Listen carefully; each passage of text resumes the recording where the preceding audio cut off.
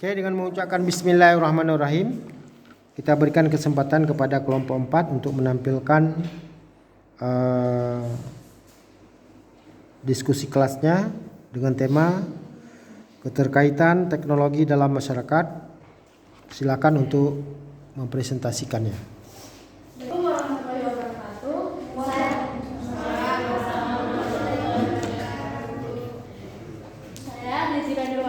Sebagai moderator dari kelompok keterkaitan teknologi dalam masyarakat.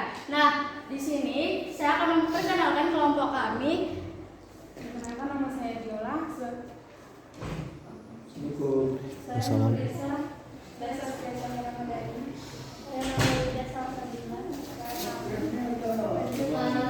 Jadi di sini kami akan menjelaskan keterkaitan teknologi dalam masyarakat. Oke, materi pertama akan dijelaskan oleh Viola. Pada Viola, saya silakan.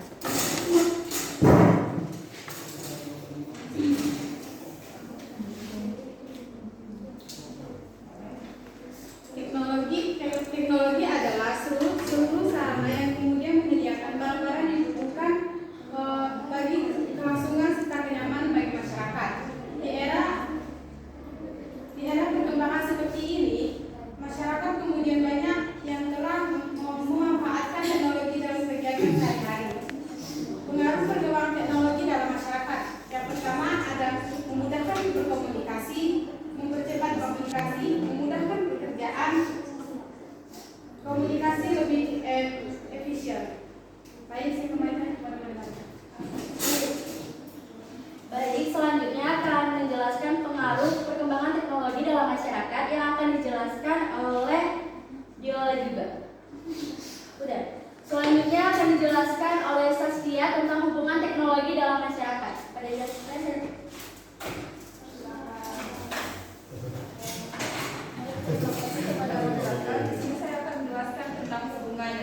Teknologi dalam masyarakat. Yang pertama, antara teknologi yang dan masyarakat itu tentunya tidak bisa dipisahkan karena kemajuan teknologi ini bisa menyebabkan perubahan yang besar pada kehidupan umat manusia. Hubungan teknologi dalam masyarakat saat ini salah satunya itu smartphone atau handphone, semuanya pasti sudah punya namanya smartphone.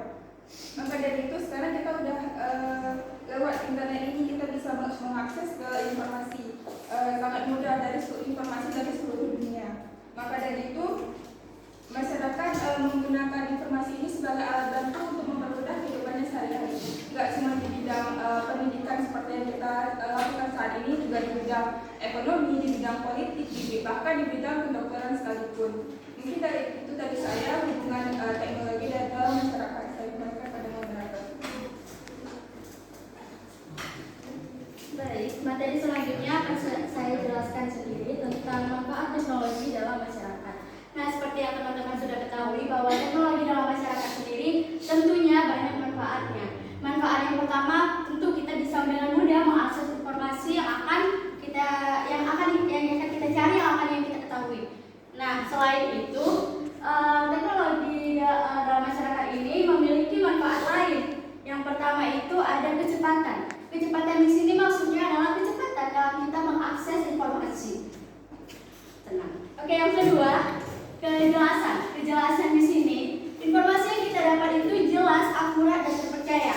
Karena tentunya Google atau link-link yang kita buka sudah pasti akan mencari berita yang sudah sudah terpercaya oleh masyarakat gitu, melalui penelitian, wawancara, dan lain-lain. Yang ketiga ada kedekatan. Di sini kedekatan, kita bisa lebih dekat dengan teman, keluarga, atau teman kita yang jauh gitu. Jadi bisa berhubungan jarak jauh gitu, jadi dekat. Yang keempat itu ada penyebaran. Penyebaran di sini itu terjadi dengan cepat. Jadi banyak penyebaran informasi yang sebenarnya kita kurang tahu, kita kurang dapat informasinya, itu bisa dapat dengan cepat.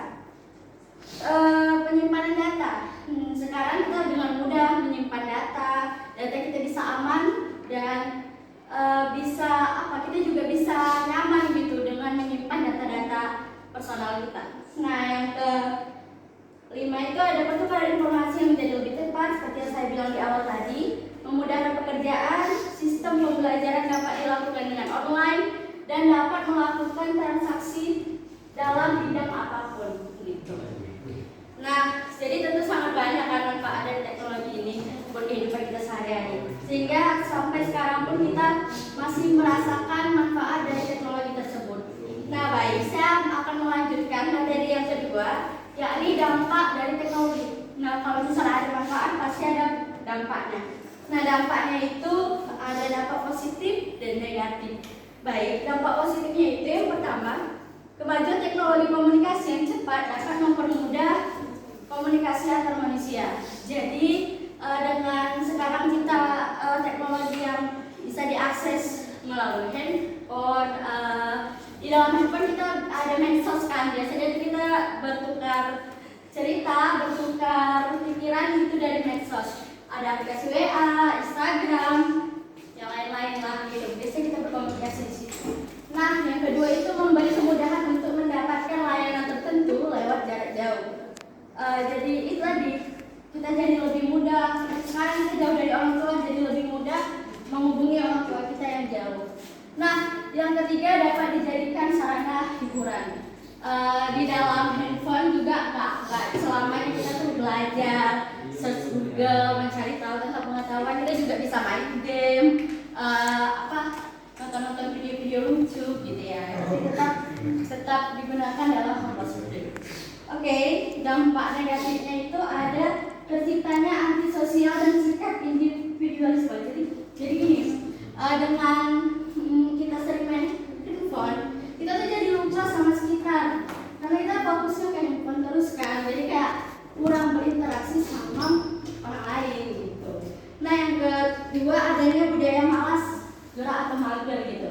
Kita kan kalau misalnya udah scroll TikTok atau apa gitu, biasanya males kan bawaannya untuk mengerjakan hal-hal yang positif atau yang lebih baik. Jadi kayak bawaannya tuh males terus sampai tugas numpuk. Oke, yang ketiga itu munculnya informasi digital yang tidak sesuai dengan jadi hoax gitu. Banyak sekali oknum-oknum ya. Sebenarnya ini bukan dibilang jurnalis juga bukan. Itu banyak banget yang bikin berita-berita hoax gitu. Biasanya itu di Facebook yang paling banyak. Jadi banyak yang merubah-rubah berita atau mengada-ngada membuat berita yang tidak benar, tidak benar pastinya berita itu benar atau enggak. Habis itu langsung aja gitu memprovokatif. Kayak gitu banyak banget hoax-hoax yang tersebar di media sosial. Jadi kita sebagai anak komunikasi harus bisa menelaah mana informasi yang fakta, mana informasi yang hoax gitu. Sekian materi yang saya jelaskan. Selanjutnya ada materi dari ada kesimpulan yang akan dijelaskan oleh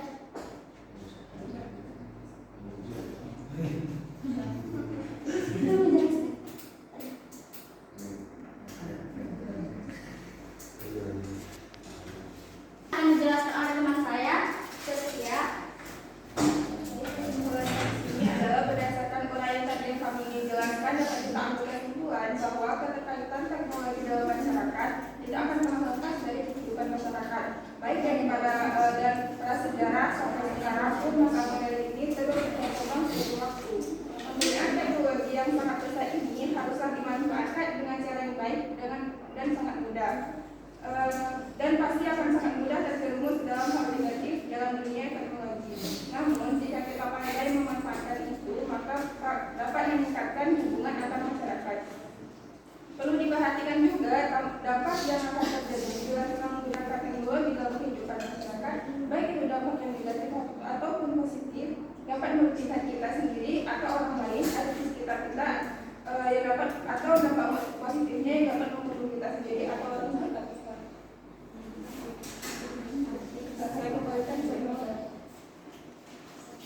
Baik teman-teman, di sini presentasi kami akan saya tunda dulu karena akan melanjutkan presentasi dari kelompok 5 yang kemarin masih belum lengkap apa yang dijelaskan. Baik, kepada kelompok 5 saya silakan.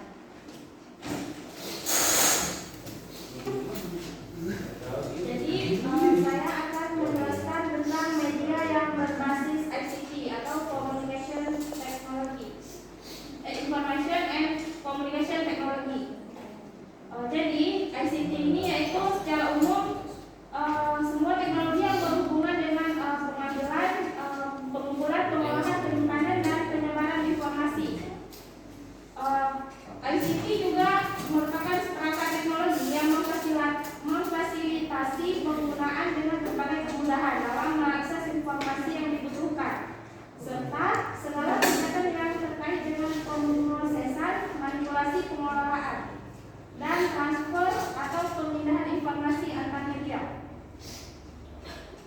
Media pembelajaran yang berbasis ICT ini merupakan alat yang digunakan dalam proses pembelajaran dengan memanfaatkan teknologi informasi dan komunikasi.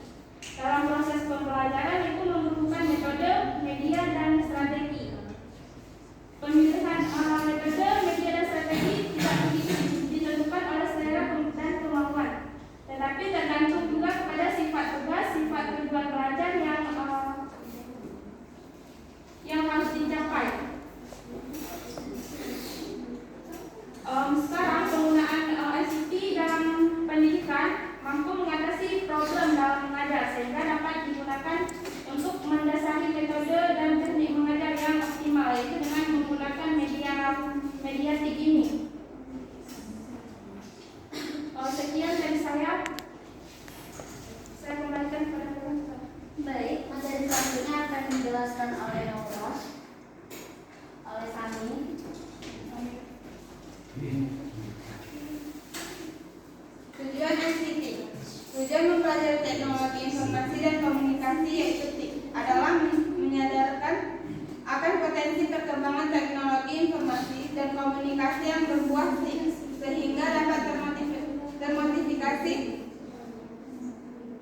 termotivasi untuk mempelajari dan mengevaluasi teknologi informasi dan komunikasi sebagai pembelajaran sepanjang hayat. Mengembangkan kemampuan belajar berbasis teknologi informasi dan komunikasi sehingga proses pembelajaran dapat lebih optimal, menarik, dan mendorong untuk lebih terampil dalam berkomunikasi, terampil berorganisasi informasi, dan membiasakan untuk bekerja sama. Selanjutnya akan dijelaskan oleh Nora. Baik, di sini saya akan menjelaskan tentang keunggulan media berbasis ICT. Menurut Sadiman dan kawan-kawan pada tahun 2012, secara umum media mempunyai keunggulan yaitu memperjelas penyajian pesan agar tidak terlalu bersifat verbalitis dalam bentuk kata-kata lisan belaka, mengatasi keterbatasan ruang, waktu, dan daya indera. Penggunaan media secara tepat dan bervariasi dapat mengatasi sifat pasif anak didik. Dalam hal ini, media berguna untuk menimbulkan kegairahan belajar, memungkinkan interaksi yang lebih langsung antara anak didik dan lingkungan serta kenyataan, dan memungkinkan anak didik belajar sendiri-sendiri menurut kemampuan dan minatnya. Selain itu, Faizi pada tahun 2013 mengungkapkan media pembelajaran memiliki fungsi dan peran khusus, di antaranya menangkap suatu objek dan peristiwa. Baik, itu saja yang bisa saya jelaskan. Saya Sekian materi yang kami paparkan hari ini. Karena berakhirnya materi ini, maka kita akan masuk ke seksi pertanyaan. Nah, karena ini ada dua kelompok, jadi saya sebagai moderator akan mengarahkan bahwa kelompok kami, kelompok 4, akan mengambil 2 pertanyaan dan kelompok 5 juga 2 pertanyaan. Kepada teman-teman semua, boleh mempersiapkan pertanyaannya.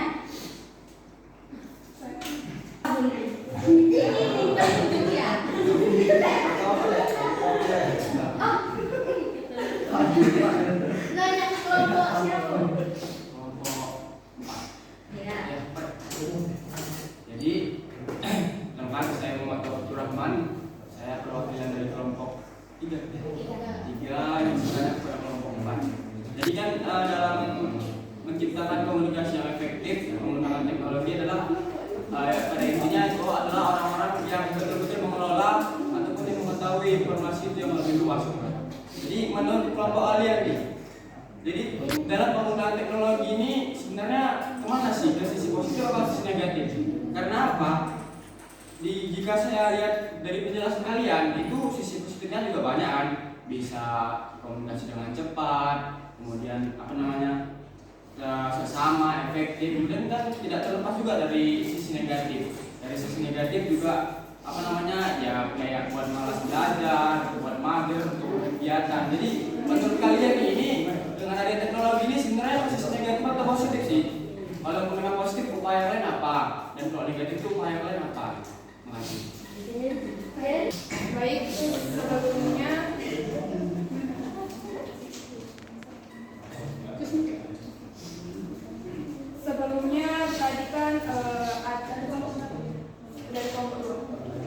Jadi sebelumnya tadi kan ada menjelaskan tentang manfaat dari keterkaitan teknologi. Di mana tadi poin kedua yang saya dapat dari manfaat ini yaitu penyebaran. Nah, tadi juga dari manfaat ini juga kan dijelaskan ada dampak positif dan negatifnya. Jadi di sini saya tertuju dengan manfaat penyebaran. Jadi coba jelaskan dari dampak negatif dan positif dari manfaat penyebaran di keterkaitan teknologi. Saya mengerti. Oke, baiknya pertanyaannya selanjutnya untuk kelompok ini. Baik, saya akan bertanya kepada kelompok 5. Tadi kan ada menjelaskan tentang media-media pembelajaran dalam teknologi informasi dan komunikasi. Jadi yang saya ingin tanyakan itu apa saja contoh-contoh media-media yang termasuk media-media pembelajaran yang termasuk ke dalam TIK tersebut. Terima kasih. Oke, tersisa satu pertanyaan lagi. Ada yang mau bertanya untuk kelompok 5? Rapel.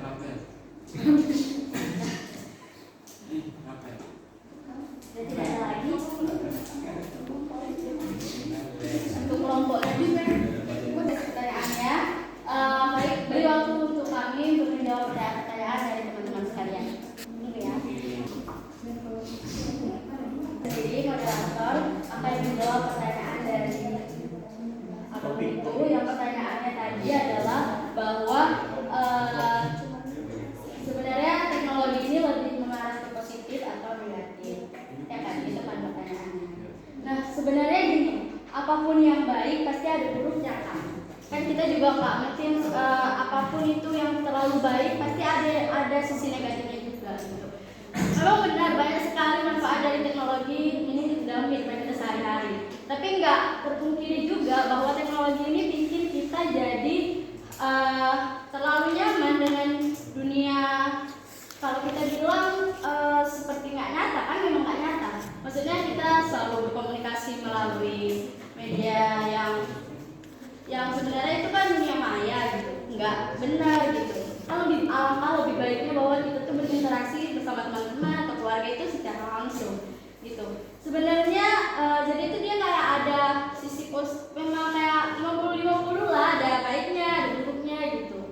Jadi dia kayak menyeimbang gitu, nggak lepas gitu. Mau dia baik gitu, baik buat kita, baik apalagi untuk kita mahasiswa atau untuk kita generasi Gen Z ya. Kan sekarang perkembangan udah makin maju, jadi nggak mungkin kita ketinggalan sama teknologi. Kalau kita ketinggalan teknologi, maka kita akan jadi orang yang bodoh gitu. Maka jadi pemikirannya jadi kulat gitu kalau orang-orang.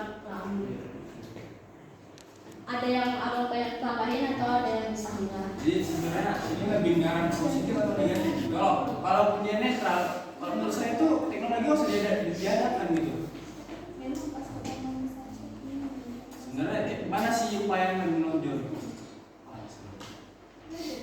Upaya yang kenapa teknologi ini sangat-sangat menonjol? Karena gini kan, kita sebagai negara mengikuti negara maju juga dan akan maju juga insya Allah kalau negara kita memang bisa gitu. Yaitu harus mengikuti teknologi itu karena sekarang di berbagai negara semuanya sudah menggunakan teknologi, bahkan pekerja-pekerja di kafe-kafe atau apa itu udah robot-robot kayak gitu. Kita tuh sebenarnya masih ketertinggalan jauh banget teknologi kita dari teknologi negara Jepang, negara luar, kayak banyak negara lain.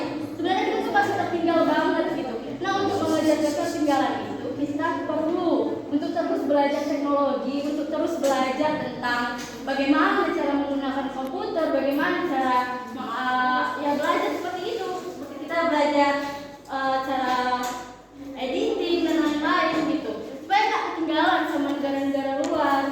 Jadi dia memang penting, memang sangat-sangat penting teknologi itu dalam kehidupan kita.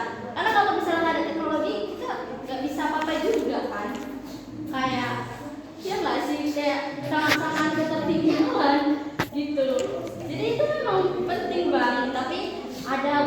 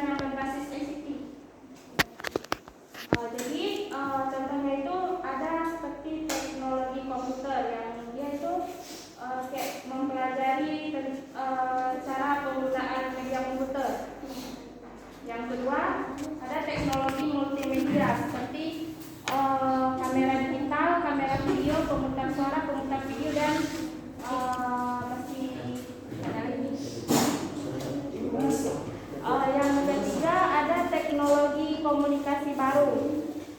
Ini contohnya itu kayak pemberian tugas, misalkan diberi tugas berupa video maupun audio. Kemudian kita memanfaatkan seperti media sosial seperti itu. Yang kemudian ada teknologi jaringan. Kemudian ada teknologi jaringan komputer yang terdiri yaitu dari perangkat keras dan perangkat lunak. Contohnya itu seperti internet, wifi, dan lain-lain. Apa bisa diterima?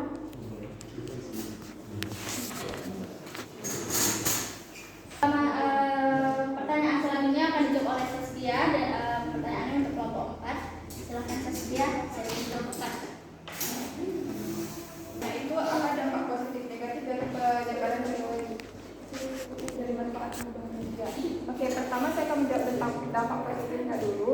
Yang pertama, ada kemajuan teknologi komunikasi ini cepat, jadi dapat mempermudah komunikasi kita di mana aja dan kapan aja. Terus yang kedua, memberi kemudahan untuk mendapatkan layanan tertentu lewat jarak jauh. Karena kita pesan makanan pun bisa lewat jarak jauh, nggak perlu datang ke tempatnya, gitu kan. Terus dapat jadikan sarana hiburan. Terus dampak negatifnya itu terciptanya antisosial dan sikap individualitas. Jadi kita antisosial itu nggak bertemu sama orang banyak. Terus yang kedua ada jadi malas gerak. Terus yang ketiga itu munculnya informasi kita dan tidak sesuai dengan fakta.